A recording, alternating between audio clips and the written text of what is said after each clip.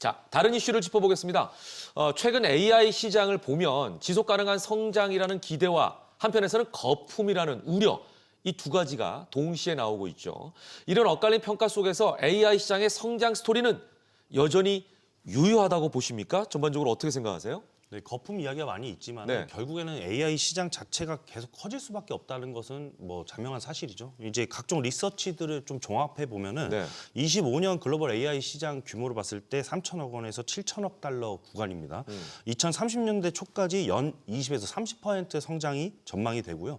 종합 반도체 IDC 쪽으로 봤을 때 생성형 AI 지출로 봤을 때 23년에 160억 달러에서 27년에 1,430억 달러까지 지출이 늘어나고 전체 AI 투자 쪽 소프트웨어나 하드웨어, 서비스로 모두 종합해서 봤을 때도 26년 3천억 달러 이상의 그 자금이 예상이 되어 있습니다. 그래서 AI 시장이 이제 사실 꺼진다가 아니라 어떻게 보면은 내년에도 커지긴 커지는데 실제 매출과 이익이 좀 따라오는 기업 그리고 고객사들의 데이터 센터라든지 GPU, KPX 조절 등의 전력 인프라 제약을 버틸 수 있는 이 플레이어들이 더 부각될 가능성이 높다라고 바라보시면 좋겠고 그리고 이제 클라우드나 AI 그리고 서비스 마진 압박까지 신경을 좀 써야 하기 때문에 종목 간 온도차는 좀 더 커질 수밖에 없다라고 이렇게 해석될 수 있는 점까지 모두 고려해 보시면서 내년을 좀 바라보시는 게 좋겠습니다. 네. 논란이 많다라는 거는 그만큼 관심이 있다라는 상황이겠죠. 그죠? 네. 관심이 없으면 이런 논란마저 안 생기겠죠. 그러다 보니까 이 시장은 지속적으로 어쨌거나 발전할 수밖에 없는 상황이다 이런 생각이 드는데 AI 열풍이 이어지면서 자연스럽게 삼성전자, SK하이닉스 같은 반도체 공급사들의 실적도 계속 좋아질 거라는 기대가 큰 게 사실입니다. 자, 반도체 실적 성장 사이클. 그러다 보니까 투자자 입장에서는 아직 더 갈 여지가 있나 싶어요. 어때요? 이게 더 간다는 게 실적인지 네. 주가인지 좀 이렇게 좀 명확하게 구분해서? 구분해서 좀 말씀을 드리고 싶습니다. 네. 실적은 변함없이 잘 갈 거다라고 좀 결론부터 말씀을 드리고 싶고요. 아무래도 이제 AI 열풍 지속으로 삼성전자, SK하이닉스, HBM과 같은 고대역폭 메모리부터 이제 D램 낸드 수요 급증까지 그 가격까지 많이 급등을 했거든요. 그래서 이제 2026년은 트리플 슈퍼 사이클이다. 와. 이런 예고들이 나오고 있습니다. 사상 최대 영업이익이 전망되는 상황이다 말씀드릴 수 있겠고 삼성이나 뭐 SK 하이닉스뿐만 아니라 브로드컴 역시도 최근에 뭐 주가가 많이 내렸지만 AI 네트워킹과 그 맞춤형 가속기로 AI 매출 비중이 52%에 달하게 되면서 9분기 연속 성장 중에 있습니다. 오픈AI와 같은 이런 빅테크 주문 역시 2026년 매출을 가속화할 핵심 동력으로 작용하는 점은 변함이 없이 지속이 되고 있다 말씀드릴 수 있겠고요. 여기에 더해서 마이크론 역시도 HBM 공급 확대와 데이터 센터 메모리 매출 급증으로 26년도 디램 낸드 시장 성장의 수혜주로 다시 한번 부각이 되고 있는 상황이기 때문에 이러한 수요들을 전반적으로 봤을 때는 이런 빅테크들의 자체 칩 개발에 대한 이런 성장 모멘텀까지 맞물리게 되면서 내년까지도 실적 성장과 수혜가 이어질 것이다라고 판단하고 있습니다. 네. 긍정적인 판단해 주셨습니다. 이런 가운데 미국 정부가 말 많던 엔비디아의 AI 칩을 중국에 수출하는 걸 허용했습니다. 자, 이런 상황이면 삼성전자나 SK하이닉스 입장에서는 또 호재라고 볼 수 있나요? 네, 호재라고 확실히 볼 수가 있는데 미국 트럼프 대통령이 이제 미국 정부가 25% 수익을 분배받는 조건에서 엔비디아 H200에 대한 칩을 중국 및 기타 지역에 승인된 고객에게 이제 공급하도록 허가를 했습니다. 그런데 이제 지금 중국이 오히려 자체 개발한 칩을 좀 사용하려는 움직임도 보이긴 하는데 결국에는 이제 일부라도 그래도 배제를 할 수가 없겠다. 네. 왜냐면 엔비디아 거를 써야 된다라고 좀 보고 있거든요.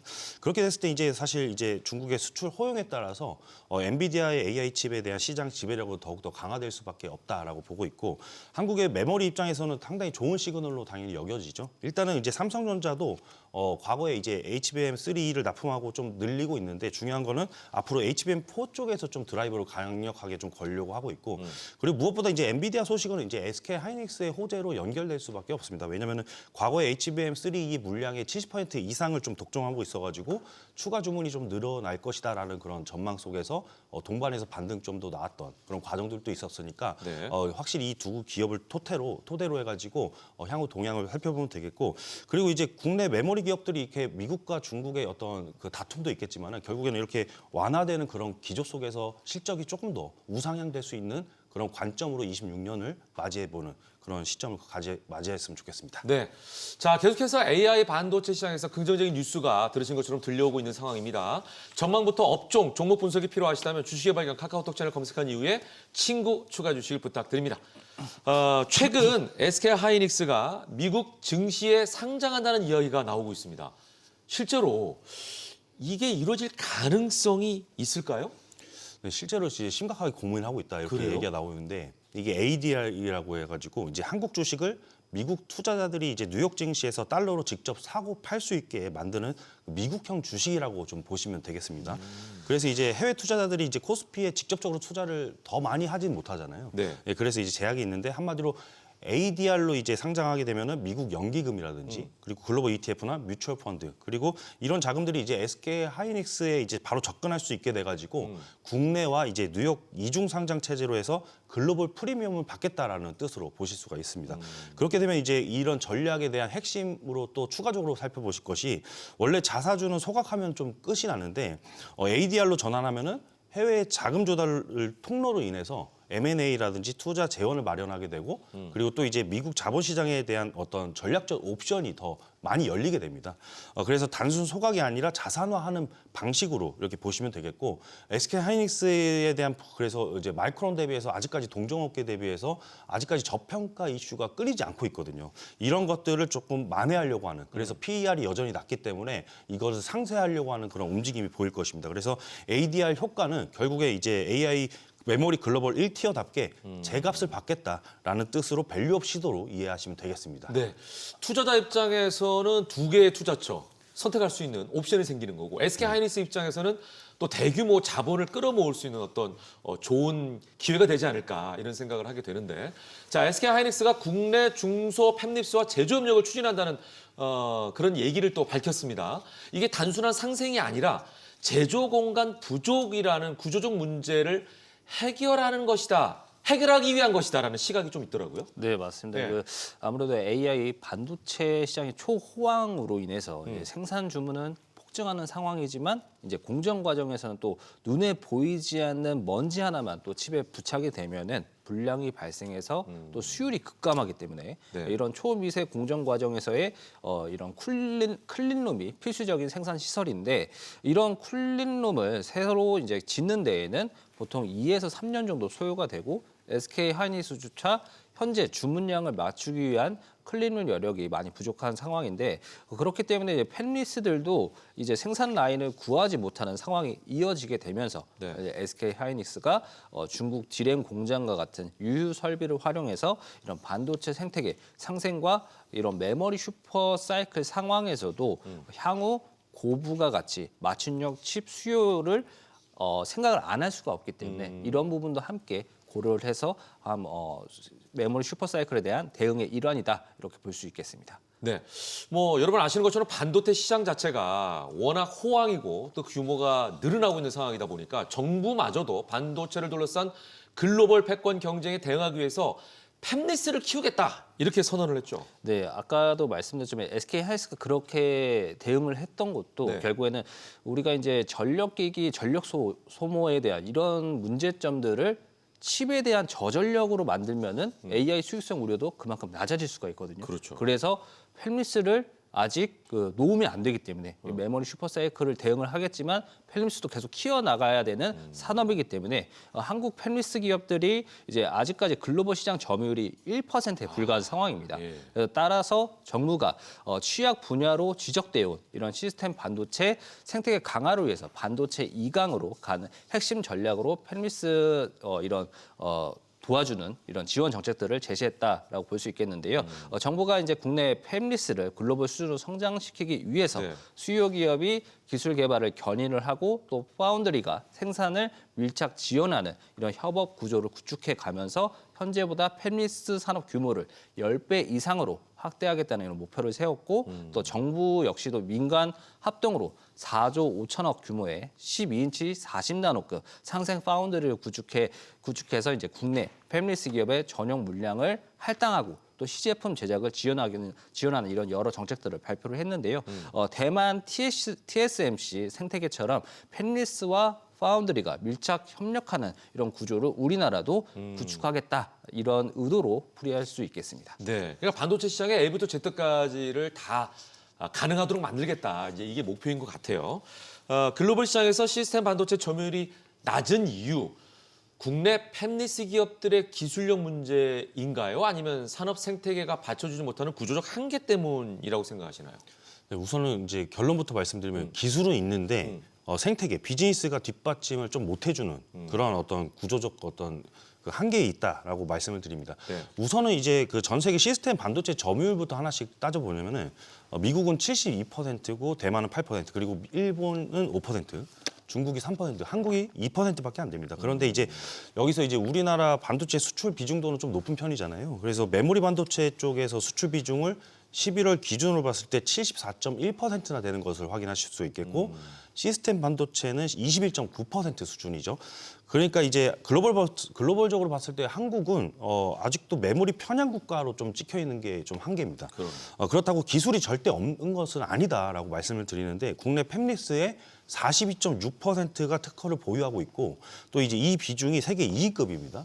그래서 이제 보안칩이나 영상 처리, IP 그리고 양자 보안이라든지 화물 반도체 후공정까지 이어지는 이 라인업. 여기에서 강원칩스나 코아시아 그리고 AD 테크놀로지나 칩셋미디어 그리고 텔레칩스 같은 그런 기업들이 기술 자체는 세계 시장에서 바로 내놔도 이제 될 만한 그런 회사들이 꽤 많습니다. 네네. 이런 부분이 좀 중요하고 문제는 이제 설계만 잘한다고 돈이 들어오는 구조가 아니라 IP 라이센스나 이제 뭐 디자인 인프라라든지 이런 것들에 대한 지원이 부족한 상태에서 실제 지원이 진짜 얼마만큼 이루어지느냐 그리고 이제 생산해줄 파운드리에 대한 대부분이 해외에서 양산이라든지 검증, 테스트, 후공정까지 국내에서 이제 턴키로 밀어주는 구조가 좀 약하다 보니까 투자에 대한 시드 초기 단계에 좀 멈추게 되고 또 이제 양산 단계로 커지는 케이스가 좀 적다라는 게 이제 한계점이죠.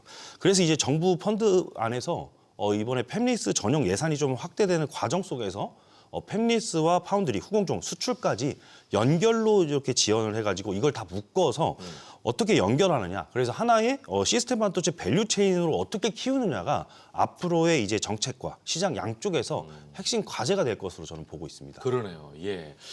자, 한편 요즘 AI가 워낙 많은 연산을 하다 보니까 이걸 빠르게 처리해주는 AI 가속기의 중요성 또한 커지고 있습니다.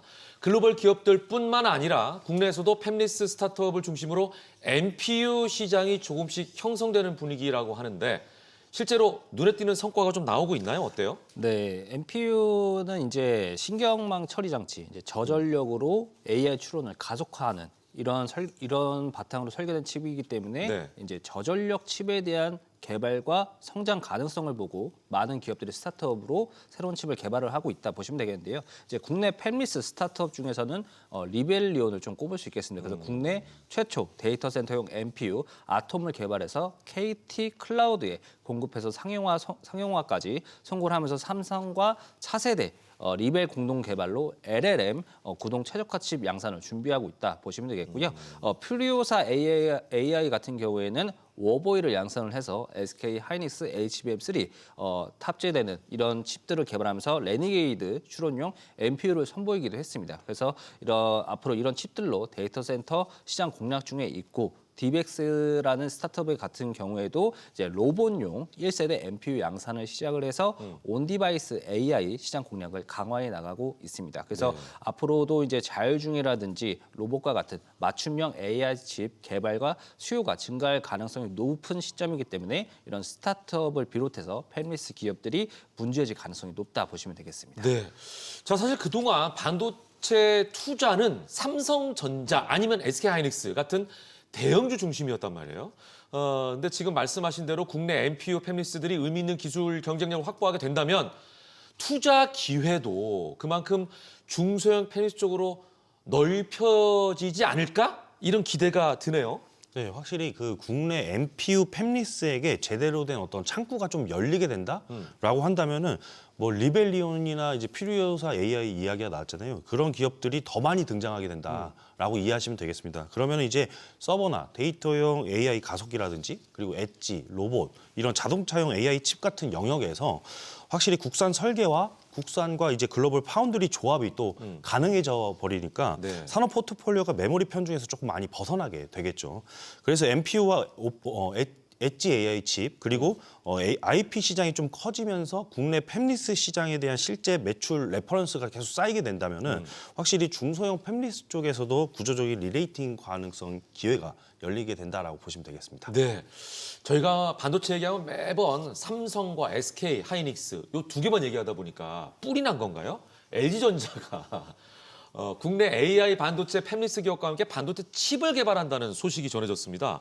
이게 어떤 칩을 만드는 거예요? 네, LG전자가 이제 이런 칩 개발에 대한 배경부터 좀 설명을 드리자면은 LG전자가 이제 로봇 청소기 시장에서 중국 기업에 밀리다 보니까 이제 향후 가전 산업에서 새 전장이 될 가정용 휴머노이드 시장에서 경쟁력을 선지적으로 확보해 나가는 이런 차원에서 로봇용 AI 칩 개발을 위해서 이런 정부의 1조 원 K 온디바이스 AI 반도체 프로젝트에 참여를 하면서 이제 동시에 모빌린트, 하이퍼 엑셀과 같은 국내 팹리스 스타트업 3곳과 로봇용 AI 칩을 이제 개발에 대해서 협력을 하기로 했습니다. 네. 아시다시피 이제 로봇이 집안을 자유롭게 돌아다니고 장애물을 피하고 이제 사람을 인식하고 네. 이런 스스로 학습하려는 이런 과정에서 사람의 뇌와 같은 이런 고성능 AI 칩이 필수적으로 필요할 수밖에 없게 되는데 이런 칩을 엔비디아나 퀄컴과 같은 이런 해외 거대 기업에만 의존하게 된다면 비용이 당연히 비싸게 되고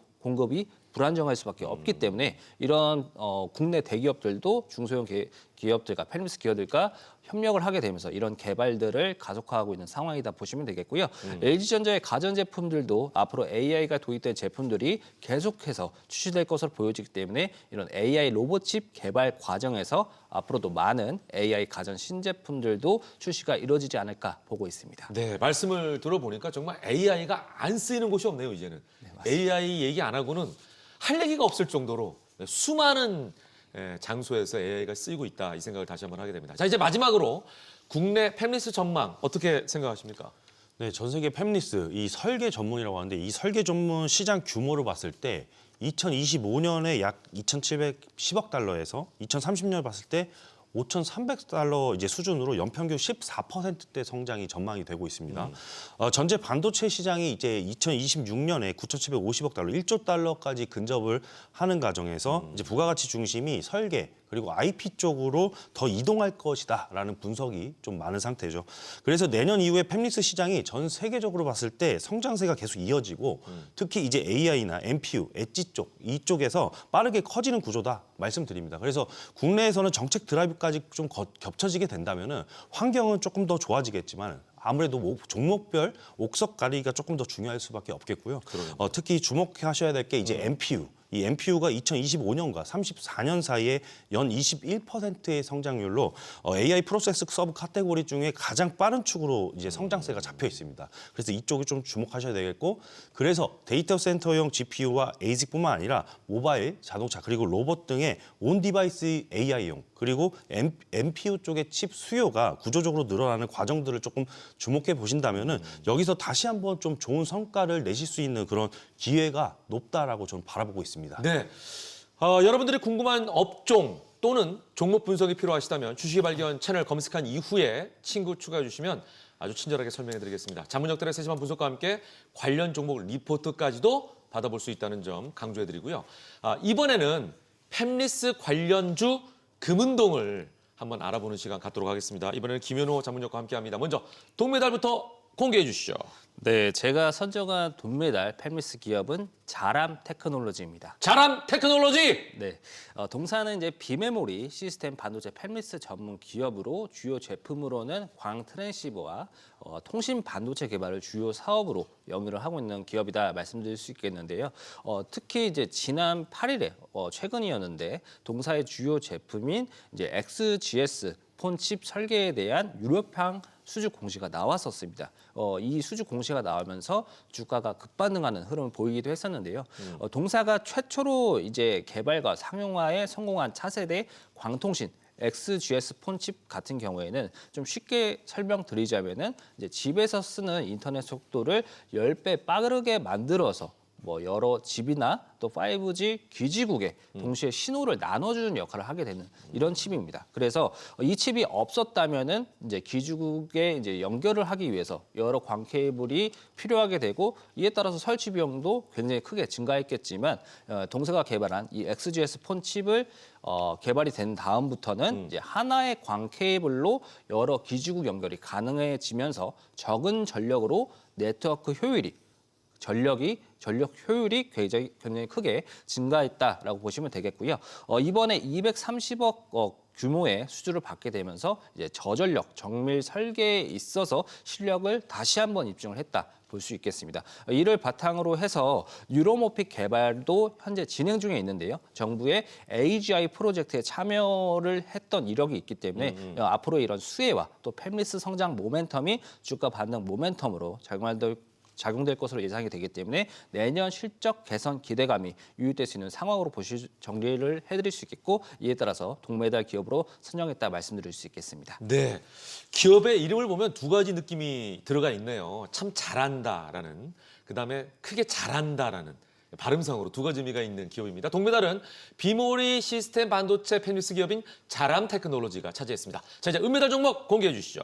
네, 제가 이번에 은메달로 소개할 팹리스 기업은 칩스앤미디어입니다. 칩스앤미디어. 네, 칩스앤미디어 같은 경우에는 이제 반도체 안에서 이런 비디오라든지 이미지 처리 기술을 이런 만드는 IP 전문 회사다라고 보시면 되겠는데요. 이제 스마트폰이나 뭐 자동차, 뭐 AI 컴퓨터에 칩스앤미디어의 기술이 적용이 되면은 이제 로열티를 지급받는 이런 기업이다라고 말씀드릴 수 있겠습니다. 그래서 최근에 구글이 영상이나 사진 인식과 또 번역 그리고 챗 GPT와 같은 모델을 실행을 하는 데 있어서 이런 AI 학습과 추론에만 최적화되어 있는 이런 적은 전력으로 초고속 처리가 가능한 TPU 칩 개발로 주목을 받았었습니다. 근데 이제 동사의 IP가 구글의 TPU에 들어갈 수 있다는 이런 소식들이 전해지면서 최근에 구글 클라우드 수주 기대감에 주가 역시도 급반등하는 흐름을 보이기도 했었는데요. 실제로 구글량 수주 공시가 나온 상황은 아니지만 동사는 이전부터 AI 연산, 이런 IP들을 여러 고객사에게 안정적으로 로열티를 받아왔던 점에서 향후 AI PC 시장 성장과 함께 동사의 비디오 이미지 IP의 적용처가 앞으로도 계속 확대될 가능성이 높다라고 보여지고요. 따라서 구글 TPU 적용 기대감 또한 대형 로열티를 받을 수 있게 되는 만큼 앞으로 실적과 주가 턴어라운드 모멘텀으로 작용할 수 있는 점에서 앞으로 관련 이슈도 계속해서 관심 갖고 체크해갈 필요가 있는 종목이다 말씀드릴 수 있겠습니다. 네. 자, 은메달 기업의 느낌은 맛있는 반도체 팹리스 맛집 같은 느낌입니다. 칩스앤미디어가 차지했습니다. 자, 이제 마지막으로 금메달을 알아볼 차례인데요. 금메달 종목명은 오직 주식의 발견 카톡 채널에서만 공개된다는 점 다시 한번 알려드립니다. 금메달 종목명이 궁금하시다면 주식의 발견 카톡 채널을 검색한 이후에 친구 추가해 주시면 되겠습니다. 자, 이제 금메달 종목 직접적으로 알려드릴 수는 없지만 거기에 대한 힌트 드립니다. 네, 제가 이번에 금메달로 소개드릴 기업 힌트부터 말씀을 드리자면은 이제 삼성전자 파운드리의 핵심 디자인 파트너사이면서 과거 TSMC와도 협력했었던 기업입니다. 그래서 앞으로도 삼성전자의 AI 칩 설계 도우미로 부각될 수 있는 디자인 하우스 기업이다. 이렇게 힌트를 드릴 수 있겠습니다. 네, 간단한 힌트를 주셨거든요. 자, 이제 왜 금메달 종목이 될 수밖에 없는지 그 이유를 들어보겠습니다. 네, 아까 이제 힌트를 설명을 드렸지만 네. 이제 국내 1위 반도체 디자인 하우스, 즉 팹리스 전문 설계 기업으로 주문형 이런 맞춤형 반도체 설계를 주력 사업으로 영위를 하게 되면서 삼성전자 파운드리의 핵심 디자인 솔루션 파트너 기업이다. 이렇게 소개를 드릴 수 있겠고요. 첨단 공정에서 이런 설계부터 생산 대행까지 턴키 서비스를 제공을 하게 되면서 과거에 삼성전자와 SK 하이닉스로의 이런 낸드 컨트롤러 설계 수주를 받기도 했던 이런 이력들이 있습니다. 아시다시피 이제 AI 수요 급증으로 서버나 데이터 센터의 데이터량도 크게 급증을 하게 되면서 낸드 플래시 가격도 큰 폭으로 올랐습니다. 그렇기 때문에 앞으로도 더 큰 용량과 고속 SSD가 필요해질 것으로 보여지기 때문에 당연히 이를 제어할 수 있는 SSD 컨트롤러도 같이 필요해지고 또 동사의 기술력을 바탕으로 새로운 낸드 컨트롤러 설계 수주 가능성도 현재 시점에서 높아진 상황이다라고 말씀드릴 수 있겠고요. 여기에 대해서 대형 파운드리 업체들이 생산이 포화됨과 동시에 맞춤형 칩에 대한 개발과 수요도 증가하는 상황에서 글로벌 고객사들도 TSMC 대신 삼성전자 파운드리로 옮겨가는 추세를 보이고 있거든요. 그래서 칩 생태계가 GPU 기반 단일축에서 또 주문형 반도체라는 이런 복수축으로 이동해가는 이런 흐름들이 나타남에 따라서 동사가 국내 1위 반도체 디자인 하우스 기업인 점에서 신규 수주가 확대됨에 따라서 동사의 실적과 주가 모두 긍정적인 흐름이 전망이 돼서 금메달로 선정을 했다 말씀드릴 수 있겠고요. 네. 종목명 공개와 함께 추가적인 브리핑은 카카오톡 채널 입장해 주시면 설명드리도록 하겠습니다. 네. 김현호 자문장이 탈각 금메달 종목 너무나 궁금하시죠? 지금 바로 주식의 발견 카톡 채널에서 공개됩니다. 종목명은 물론 분석과 투자 리포트까지도 제공해 드리겠습니다. 추가적으로 카톡 친구 추가해 주신 분들에게는 주식의 A부터 Z까지 모든 걸 알 수 있는 전자책도 드리고 있으니까요. 많은 참여 부탁드리겠고요. 모든 투자의 최종 판단은 투자자의 몫이니만큼 현명한 투자하시길 매번 강조드리겠습니다.